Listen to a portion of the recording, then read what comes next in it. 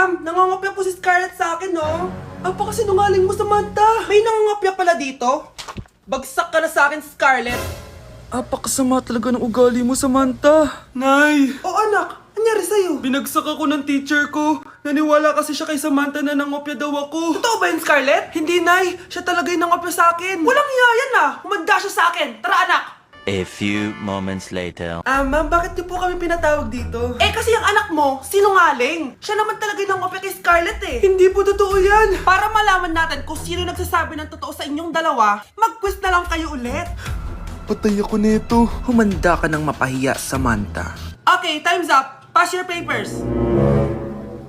Scarlett, naka-perfect ka. Yes! Talino talaga ng anak ko. Samantha, wala kang tamang sagot. Ikaw talaga ang totoong nangungopya. Nakakahiya ka, Samantha. Humanda ka sa akin sa bahay. Tara! Huwag po, Nay.